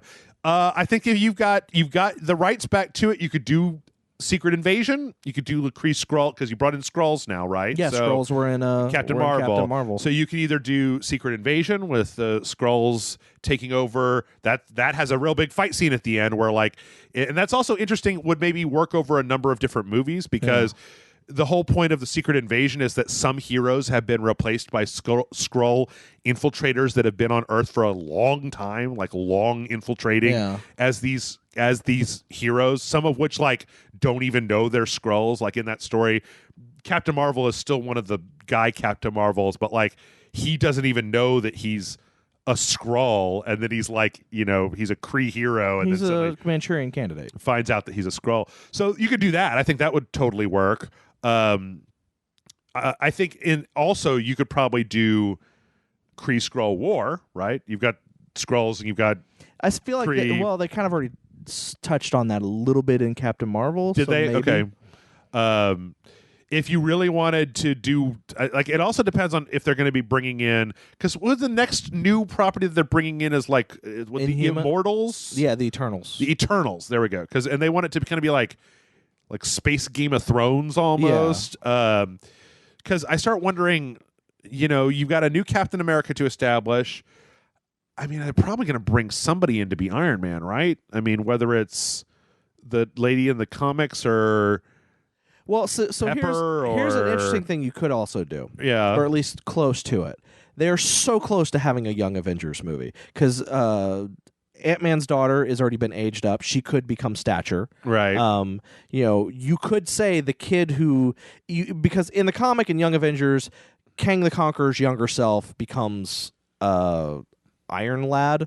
Okay. But instead of doing that, you have it be... Make the Thai kid from 3. Have him basically become Iron Lad, and then you find some way to make Patriot basically the young Captain America-esque type character. And then apparently they're doing a Hawkeye TV series that's going to introduce Kate Bishop. Okay. And I actually don't know who that is. Kate Bishop is the one who has actually taken over the mantle of Hawkeye. Oh, okay. In the comics. So they're going to introduce her and have Clint train her. Okay. They've stated that that's the story of the Hawkeye Disney Plus TV series. So they're so close to doing a Young Avengers. I tell you what, man, I want a Hulk movie, right? Like the only Hulk movie is the Edward Norton Incredible Hulk movie. And like I like that movie. I don't have a big problem with that movie, but like the Hulk that's been in this entire set of movies has not been that guy. Like technically it is that guy, but like I kind of want, a new Hulk movie. There is going to be some kind of Black Widow movie out there, which I think it's probably a prequel. Is a prequel, almost certainly. But yeah, I mean, when it comes to like the thing is that my Avengers knowledge isn't super huge, but I think Kang or Immortus could work. I do hear that the Supreme Intelligence is out there somewhere. Yes. At least mentioned. No, she's the Supreme Intelligence is totally all in Captain Marvel. Okay. There's but a lot it's of not stuff a big that green head. No, not really. But Okay. there's a lot of things that you have brought up that I don't say anything because they're technically huge spoilers for Captain Marvel. Oh. I don't want to spoil them for you. Okay. Well, that's fair enough. Yeah. I mean, I think there's, I don't know. Other than that, there's a lot of time travel shit in You could also, Marvel if you Comics. really want to do a weird time travel thing, you could totally do with the Hulk movie with Maestro. Oh God, that's such a dark story. Yeah. That's such a fucking dark story. I think it would work though. I mean, you've already got Thanos, Loki, Ultron. Doctor Doom ain't that's not a bad idea. But you have to introduce the Fantastic Four into the universe. I don't think you have to. Yeah. You don't have to have Fantastic Four to have Doctor Doom. He's just a guy that runs a country. You don't have to do that. You But can his change the ball origin around. is so tied to the Fantastic Four. So we got Kang, Galactus, MODOK, Zemo, Red Skull. You probably bring back Red Skull. Annihilus probably isn't enough to really do it. I mean, you could start. You could also do a thing where you create maybe like you bring in Mephisto and then Hela and Dormammu and Mephisto and some of the bigger Hellstorm? magic bads, kind of come Son in, of Satan. to do that sort of thing. Also, the Mandarin was right on the cusp, I went back and watched Iron Man 1. It turns out that Iron Man was kidnapped by the 10 rings, right? And then Guy Pearce was the Mandarin, except then they had that short film where Ben Kingsley goes to jail and they're like, no, there's a real Mandarin and he does not appreciate the fact that you were impersonating him. There's that whole thing where there's a real Mandarin that we have not seen yet. Yeah. So that's one that might be kind of interesting as well. I don't know. The Beyonder, maybe? Do Secret Wars. Yeah, you could do Secret Wars. That would be a big one. I don't know. I don't know enough about all these. I don't see how you could do Thunderbolts because you just have... Well, also Baron Zemo's dead, but... Anyway, I don't know. I'm sure there's something to come up with. I mean, you could make an original villain. You could take any one of these villains. You could do anything. I don't know. What's your money on? You said Kang, right? Yeah, I said Kang. Maestro would probably be interesting. Okay. Maestro would be interesting. It's strange that my mind keeps going to time travel stuff. Yeah. Now that they've introduced it, even though it's not really time travel in the sense of that kind of time travel, but I just hope that we pull in, that we really do, because I feel like the idea of bringing in the Eternals is weird considering that they have the ability to, I mean, they can do Fantastic Four again, right? yeah, I feel like Or Fantastic mutants? Four and Mutants they want to hold off on for a little bit. They Yeah. want to let it cool. I feel like Eternals is because of how badly they botched Inhumans. Oh, yeah. Well, but some of that, too, was just Marvel trying to make Inhumans a thing for so long, and it never really... Yeah. we don't have the X-Men rights anymore, so fuck the X-Men. It's all about the Inhumans. Anyway, let's wrap it up by just saying I like the movie. I think it was a perfect ending. I thought it was I think it was a perfect ending. A good swan song. I kind of like the idea that all the original Avengers, Thor is fat, Tony's dead, Cap is old. Let's sweep it all away, man. Let's make room for the next generation of people coming in there. I was super happy with it, and I cannot wait to own this motherfucker on Blu-ray to be able to double feature. Oh man, Infinity because remember War they and also the said that they Endgame. apparently filmed 4 different endings, Oh yeah, and I wonder if they're going to put all that on the DVDs or I also heard a Blu-rays. thing where they cut an hour out of that movie, Yeah. out of Endgame. I'm like, fucking yeah. Bring me the 6-hour cut. I will watch it all. I'll watch it all. When they were all like, yeah, we filmed 4 completely different endings, and also, so there were endings where I think they filmed a scene where almost every character died, all the main characters died Oh yeah. at some point, just to keep the actors guessing, so no one could really spoil what was going on. Oh yeah. And also if anyone happened to sneak on set and see any of it, they're like, oh, this person died. Well, did they? Right. Kind of thing. But I would love it if they. There was a part of me that was kind of hoping they were going to pull a Clue in like whichever theater you went to, depending on a different ending. Well, that could have been the ending, but what about this? What a weird thing it would be for people to be spoiling. They'd be like, "Oh man, can you believe at the end of the movie when fucking Captain America got smoked by Thanos?" And I'm just like, "That's not what happened. Captain America got old and married Peggy Carter. Iron Man got killed when he used the Infinity Gauntlet. Wait, that didn't happen in the movie." People just yelling at each other on the street. Like, wait a minute, how many endings are there to this motherfucker? Also, I feel like people would just be rioting. They'd just be rioting in the streets. Are you telling me I've got to go watch this movie a bunch of times to see all the different endings, and then it's just random which one I get to see at what fuck? Anyway, I loved it.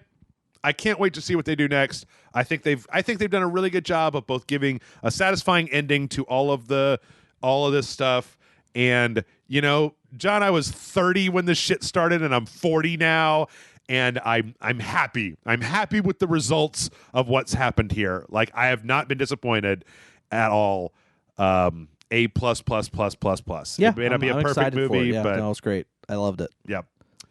And now that we've talked it into the ground, I think that's it, right? Yeah. All right. Bye, everybody. I'm going to snap my fingers. We're going to go back to before. What? Yes? Do you have a thing? Oh, no. Okay. Bye! Whatever it takes.